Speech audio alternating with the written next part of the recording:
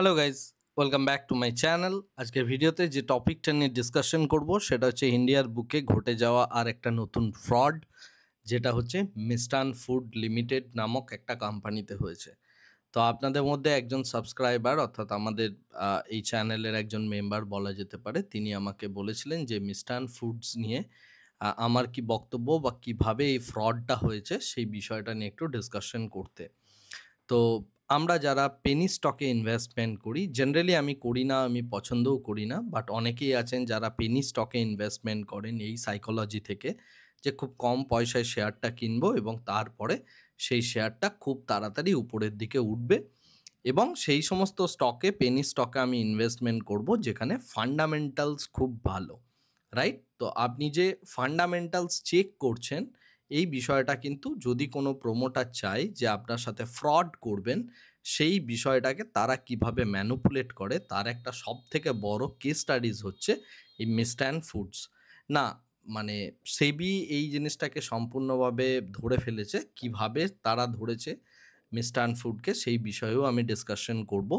But তার সাথে সাথে যে জিনিসটা সবথেকে ইম্পর্টেন্ট সেটা হচ্ছে যে একটা প্রমোটার যে ইনভেস্টরদের কাছ থেকে বিভিন্ন উপায়ে, অসৎ উপায়ে বলা ভালো, পয়সা কিভাবে নিতে পারে বা শেয়ার বাজারকে কি করে একটা লিউক্রেটিভ পার্ট দেখানো যায়, সেই বিষয়টাতে আপনি যে ফান্ডামেন্টালস জিনিসগুলো চেক করেন সেগুলোকে কিভাবে আপনাকে ট্র্যাপ করা হয় তার একটা ক্লাসিক্যাল এক্সাম্পল হচ্ছে এই মিস্টান ফুডস।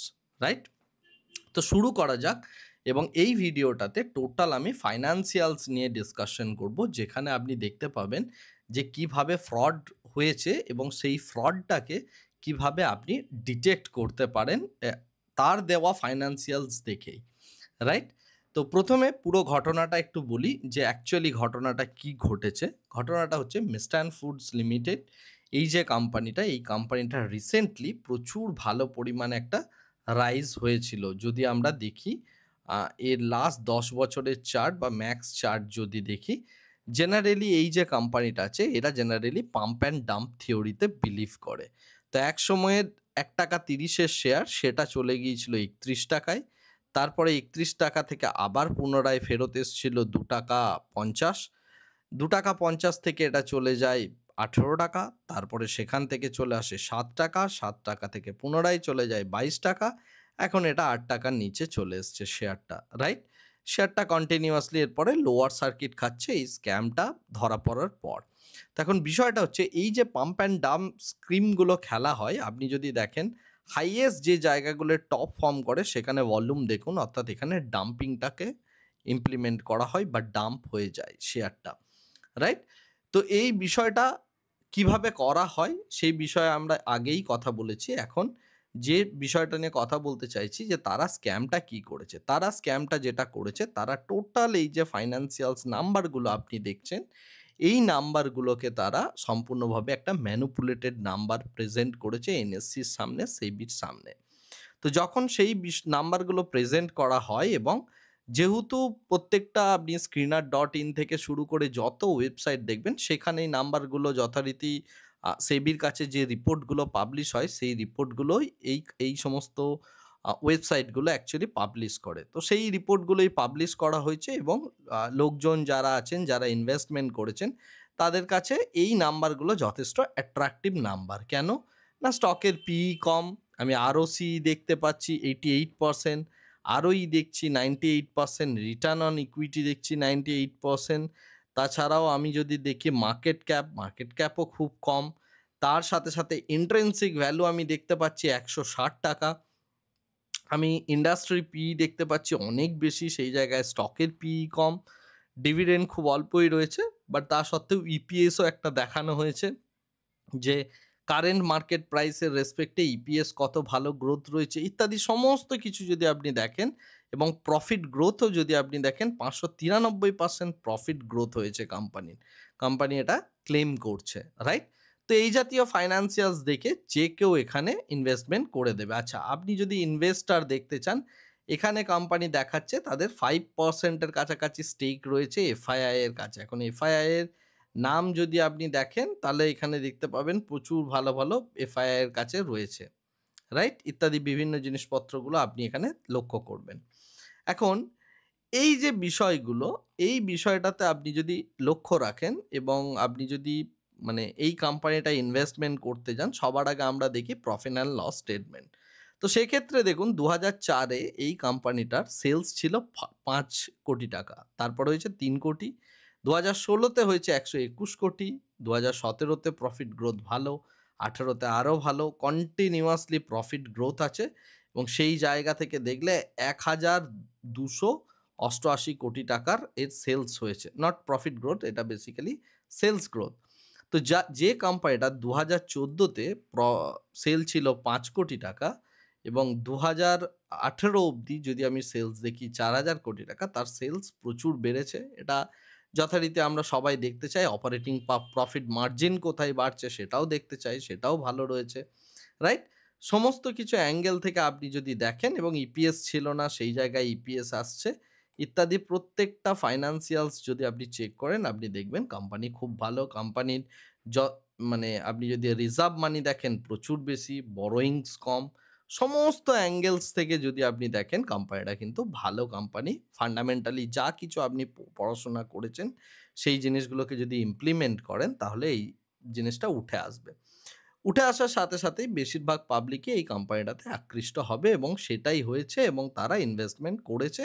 যে কারণে ৳৭ র শেয়ারটা গিয়ে পৌঁছেছে ৳২১, ৳২৮ কাছাকাছি, রাইট? ৳২৩, সরি, ৳২৩ কাছাকাছি গিয়ে পৌঁছেছে। এখন যে বিষয়টা যে এইরকমভাবে ফাইন্যান্সিয়ালস যেটা দেখানো হয়েছে, পুরো ফাইন্যান্সিয়ালসটাই ফ্রড। এই কোম্পানিটার সেবি, বিএসসি এরা ইনভেস্টিগেশন করতে গিয়ে দেখেছে কোম্পানিটার বেসিক্যালি কোনো অস্তিত্বই নেই। অস্তিত্ব নেই বলার কারণটা হচ্ছে এটা যে এই কোম্পানিটার মধ্যে কোনো সেলসই নেই। এই যে সেলসগুলো দেখানো হয়েছে, সেই সমস্ত সেলসগুলো দেখানো হয়েছে, তারা নিজেরা ছোট, ছোট সেল কোম্পানি ফর্ম করে একটা কোম্পানি আরেকটা কোম্পানিকে সেল করেছে। এইভাবে বিভিন্নভাবে পয়সাকে ঘুরপথে ঘোরানো হয়েছে কন্টিনিউয়াসলি, রাইট? এবং যখন সেবি তাদের কাছে দাবি করেছে যে ঠিক আছে তোমরা যখন ২০০০ আ মানে ২৪ অবধি তোমরা এই ফাইন্যান্সিয়ালস দেখাচ্ছ, টোটাল তুমি আমাকে ২০১৪ থেকে টোটাল রিপোর্টটা পাবলিশ করো যে তোমরা কার কাছে কত টাকা সেল করেছো, কি করেছো না করেছো, রাইট? কোন ব্যক্তিকে কত টাকা সেল হইছে, কোথা থেকে কত টাকা এসছে ইত্যাদি, ইত্যাদি। তো তারা বলেছে, তারা তখন একটা খুব লেম এক্সকিউজ দিয়েছে। এক্সকিউজটা হচ্ছে যে, "না, আমাদের সব ডকুমেন্ট আগুনে পুড়ে ছারখার হয়ে গেছে।" তো সেবি তখন বলছে, "কত তারিখে আগুন লেগেছিল?" তো তখন তাদের যে বক্তব্য ছিল যে, "২০২২ এ কোম্পানিতে আগুন লেগেছে।" তো সেবি বলেছে, "ঠিক আছে, ২০২২ এর পর থেকে ২০২৪ অবধি তোমরা ডকুমেন্ট দাও।" তারা কিছু ডকুমেন্ট পাবলিশ করেছে, দিয়েছে। সেই সমস্ত ডকুমেন্টগুলোতে গিয়ে দেখা যাচ্ছে সেই যে সমস্ত জায়গায় সেল হয়েছে বলে কোম্পানি ক্লেম করছে সেই জায়গায় যাদের কাছে সেল করেছে সেই সমস্ত কোম্পানির কোনো অস্তিত্বই নেই। সুতরাং এই যে নাম্বারগুলো উঠে আসছে সেলস গ্রোথের, এই সেলস গ্রোথের নাম্বারগুলো কিন্তু টোটালি ফ্রড। এখন অনেকেই বলতে পারেন তাহলে ফান্ডামেন্টাল অ্যানালিসিস কি ভুল? না, ফান্ডামেন্টাল অ্যানালিসিস ভুল নয়। ফান্ডামেন্টাল অ্যানালিসিস সম্পূর্ণভাবে ঠিক। কিন্তু যেটা বিষয় সেটা হচ্ছে এই যে ফ্রড তারা নাম্বারগুলো পাবলিশ করেছে এর মধ্যে তাদের নির্বুদ্ধিতাটা ধরে ফেলা বা তারা যে এই ফ্রডটা করছে এটা এই নাম্বারগুলো থেকেই ধরে ফেলা যায়। কিভাবে ধরে ফেলা যায় আমি সেটা দেখাচ্ছি। একটা কোম্পানি যে কনস্ট্যান্টলি তার এই লেভেলের প্রফিট গ্রোথ দেখাচ্ছে, সেই কোম্পানিটার ক্ষেত্রে তার ডেটার ডেজ কখনোই এইভাবে বাড়তে পারে না, নাম্বার 1, ওকে? তার সাথে, সাথে ডেজ পেয়েবল কোনোদিন একটা ফান্ডামেন্টালি যতই স্ট্রং কোম্পানি হোক না কেন, তার ডেজ পেয়েবল কখনোই 1 হতে পারে না। Right? This is point number 1। Second যে বিষয়টা সেটা হচ্ছে যে আমি যতই ফেক প্রমোটার নিয়ে এসে এইখানে ইনভেস্টমেন্ট করি বা কোনো কানেকশন থেকে সামান্য পরিমাণ টাকা মানে এফআইআই একটা মরিশাস বেস ফান্ড বানিয়ে তাকে এফআইআই হিসাবে শো করি, যাই করি না কেন, মানে কথায় আছে যে, যে চুরি করে সে সবসময় একটা না একটা ক্লু রেখে যায়। আপনি এখানে ক্লু দেখতে পাবেন ক্যাশ ফ্লোতে। কোম্পানি এত, এত প্রফিট করছে কিন্তু আপনার কোম্পানির ক্যাশ ফ্লো কিন্তু নেগেটিভ বা 0 র কাছাকাছি, রাইট? তো কোনো কোম্পানির যদি ক্যাশ ফ্লো 0 হয় সেই কোম্পানিটার মধ্যে কোনোদিন আমি ইনভেস্টমেন্টের কথা বলিও না এবং করা উচিতও নয়, রাইট? তো যে কোম্পানি এত, এত প্রফিট করছে তার হাতে ক্যাশই আসছে না। সো তার মানে কোম্পানিটার মধ্যে ডেফিনেটলি কোনো না কোনো একটা প্রবলেমস আছে। আচ্ছা, এটাও ছেড়ে দিলাম, আমি আরেকটা জিনিস দেখাচ্ছি। সেটা হচ্ছে যে একটা কোম্পানি সে যে নাম্বার ফ্রড করছে সেটা এই প্যারামিটারটা দেখলেই বোঝা যায়, সেটা হচ্ছে ডেপ্রিসিয়েশন। মানে এত বড় প্রফিট হচ্ছে তার, এত প্রোডাক্ট বিক্রি করার জন্য তার কোম্পানির মাত্র ডেপ্রিসিয়েশন হচ্ছে ১,০০,০০,০০০, ২,০০,০০,০০০, ১,০০,০০,০০০ করে ডেপ্রিসিয়েশন হচ্ছে। ডেপ্রিসিয়েশন কোনোদিন কোনো হেভি ইন্ডাস্ট্রিজের এত কম হতে পারে না, রাইট? এবং আপনি যদি ডেপ্রিসিয়েশন নাম্বার দেখেন বুঝতে পারবেন এখানে সম্পূর্ণভাবে একটা অ্যাকাউন্টিং ফ্রড হচ্ছে। তার সাথে, সাথে যে প্রোডাক্টের কথা বলা হচ্ছে, এই কোম্পানি মূলত মানে ধান, গম ইত্যাদি টাইপের বিভিন্ন ম্যানুফ্যাকচারিং প্রসেস করেন এবং সেই জিনিসটার বিজনেস করা হয়। বিশেষ করে বাসমতি রাইস ইত্যাদি, ইত্যাদি বিভিন্ন রকম প্রোডাক্টের বিজনেস করা হয়। তো সেই প্রোডাক্টগুলোর বিজনেস করার জন্য তার যে মেশিনারিজ দরকার, তার ডেপ্রিসিয়েশন কখনোই এই ৳১,০০,০০,০০০ হতে পারে না yearly. That is another one point, right? এবং আমরা যদি ইপিএস দেখি, কোনো একটা কোম্পানির রুপিস টার্মে ইপিএস দেখি, এত প্রফিট হচ্ছে কিন্তু ইপিএস আমার দেখাচ্ছে মাত্র ৳১, রাইট? তো এইগুলো যদি আপনি দেখেন, যে কোম্পানিটার ইন্ট্রিনসিক ভ্যালু দেখাচ্ছে ১৬০ হতে পারে, তার ইপিএস কিভাবে মানে ৳১ হতে পারে, রাইট? এই জিনিসগুলোকে যদি আপনি ম্যাচ করান কন্টিনিউয়াসলি, এবং যেটা হচ্ছে আপনার খুব কম পরিমাণ একটা ক্যাপিটালের কোম্পানি বা মার্কেট ক্যাপ যার খুব কম, সেরকম টাইপের একটা কোম্পানি, তো এই জাতীয় ফ্রড বোঝা খুবই মানে ইজি যদি আপনি প্রত্যেকটা পয়েন্টসকে নোট করতে থাকেন। বাট যদি আপনি প্রত্যেকটা পয়েন্টস না নোট করে কেবলমাত্র কিছু স্ক্রিনার ইউজ করেন এবং যেখানেই ROE, ROC, P/E ratio, EPS growth বা তার সাথে সাথেই উম মানে তার যে প্রফিটেবিলিটি গ্রোথ বা সেলস গ্রোথ যদি দেখেন, এই সমস্ত জিনিসগুলোকে কিন্তু ম্যানিপুলেট করা যায় এবং সেটাই কিন্তু মিস্টার অ্যান্ড ফুডস এই জায়গায় করেছে। এবং সেবি রীতিমতো এদেরকে নোটিশ পাঠিয়েছে। আশা করি এর এগেইনস্টে কোনো না কোনো একটা স্টেপ নেয়া হবে। কিন্তু যেই স্টেপটা নেয়া হোক না কেন, ফ্রড যে এখানে হয়েছে সেটা খুব স্বাভাবিক এবং এই ফ্রডটার ফলে পুরো টাকাটা তাদেরই মানে লস হয়েছে বা তাদের ক্ষেত্রেই পুরো টাকাটা চলে গিয়েছে যারা এখানে ইনভেস্টমেন্ট করেছেন বা শেয়ারটা কিনেছেন, রাইট?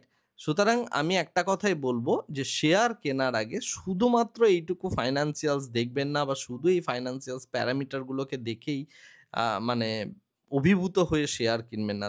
দেখবেন তার বাস্তব শেয়ারের যে প্রোডাক্ট সে মানে মার্কেটকে সেল করছে, সেই প্রোডাক্টটার বাস্তবে অস্তিত্ব আছে কিনা, কোন স্টেটে সেই প্রোডাক্টটা ইউজ হচ্ছে। আপনি যদি দীর্ঘদিন ধরে একটা কোনো কোম্পানিতে ফান্ডামেন্টাল অ্যানালিসিস করতে চান, তখন সেই কোম্পানির প্রোডাক্ট, সিএফওকে, সিইওকে সমস্ত কিছু আপনাকে জেনে ইনভেস্টমেন্ট করতে হবে এবং তার সাথে, সাথে ফাইন্যান্সিয়ালসগুলোও চেক করতে হবে এবং যে কথাটা আমি বারবার বলি সেটা হচ্ছে যে যখনই আপনি কোনো কোম্পানিতে ইনভেস্টমেন্ট করবেন, সেই সমস্ত কোম্পানিগুলোর যে কল হয়, কল অ্যাটেন্ড করা উচিত। কারণ কলে অনেক জিনিসপত্র ক্লিয়ার হয়ে যায়। যাই হোক, সেবির কাছে কিছু ইনভেস্টর কমপ্লেন করেছিলেন। তার পরিপ্রেক্ষিতে ইনভেস্টিগেশন করতে গিয়ে সেবি এই জিনিসগুলো পেয়েছে এবং এই প্রত্যেকটা ফাইন্যান্সিয়াল প্যারামিটার যদি খুব ডিটেলসে দেখা হয়, আপাত দৃষ্টিতে খুব লিউক্রেটিভ মনে হলেও এবং এফআইআই হোল্ডিং বাড়াচ্ছে ইত্যাদি, ইত্যাদি বিভিন্ন কিছু যদি আপনি দেখেন, প্রত্যেকটা জায়গাতেই কন্টিনিউয়াসলি কিন্তু ম্যানিপুলেশন করা হয়েছে। এই ম্যানিপুলেশনটা ধরাও পড়েছে এবং এই ফ্রডটা শুধুমাত্র এই কোম্পানিতে নয়, অন্য প্রচুর কোম্পানিতে হচ্ছে। আপনি এই ২০২৫ সালে দেখতে পাবেন এমন প্রচুর কোম্পানি যারা কন্টিনিউয়াসলি ফাইন্যান্সিয়াল ফ্রড করে গিয়েছে এবং সেই ফ্রডগুলো এরপরে ইকোনমি যখন একটা খারাপ স্টেটে যাচ্ছে, এই প্রত্যেকটা ফ্রড এরপরে ধরা পড়বে এবং পড়ছে একে, একে, এবং সেই ধরা পড়ার ফলে আল্টিমেটলি ক্ষতিগ্রস্ত হচ্ছে ইনভেস্টররা। কারণ ইনভেস্টরদের টাকা তো আর রিফান্ড হচ্ছে না, রাইট? আপনি কোনো একটা প্রাইস পয়েন্টে কোনো একটা জিনিস দেখে হয়তো ইনভেস্টমেন্ট করেছেন, বাট আল্টিমেটলি সেই জায়গাগুলো থেকে আপনি ক্ষতিগ্রস্ত হচ্ছেন। সুতরাং ইনভেস্টমেন্ট করার আগে নিজের বুদ্ধি দিয়ে যে কোম্পানিতে ইনভেস্টমেন্ট করছেন একটু বিবেচনা করবেন। চেষ্টা করবেন পেনি স্টক অ্যাভয়েড করতে। পেনি স্টক থেকে ভালো পয়সা তৈরিও হতে পারে। এটা যেমন সত্যি, উল্টো দিক থেকে এই জিনিসটাও সত্যি যে পেনি স্টক আপনাকে সম্পূর্ণভাবে নিঃস্বও করে দিতে পারে। যাই হোক, আশা করি আজকের এই ভিডিওটা থেকে এই মিষ্টান ফুডের যে কেস স্টাডিটার কথা বললাম, এটা রিসেন্টলি ঘটে যাওয়া একটা ফ্রড, ফাইন্যান্সিয়াল ফ্রড বলা যেতে পারে। তো সেই বিষয়টা আপনাদের সামনে আনার দরকার ছিল। তার কারণ যারা ফান্ডামেন্টাল অ্যানালিসিস করেন বা যারা এই টাইপের জিনিসপত্রগুলো দেখেন, তাদের কাছে এই বিষয়টা ক্লিয়ার হওয়া উচিত যে কেবলমাত্র কিছু নাম্বারস দেখে ইনভেস্টমেন্ট করবেন না। যদি আপনি লং টার্ম করতে চান, আপনাকে সমস্ত জিনিসগুলোই দেখতে হবে। আর নাম্বারসও যদি আপনাকে দেখতে হয়, তাহলে প্রত্যেকটা নাম্বার দেখুন, সমস্ত কিছুকে গুরুত্ব দিয়ে দেখে তারপরে ইনভেস্টমেন্ট করুন। আজকের ভিডিওটা এখানেই শেষ করছি। Thank you very much. Bye bye. Tata.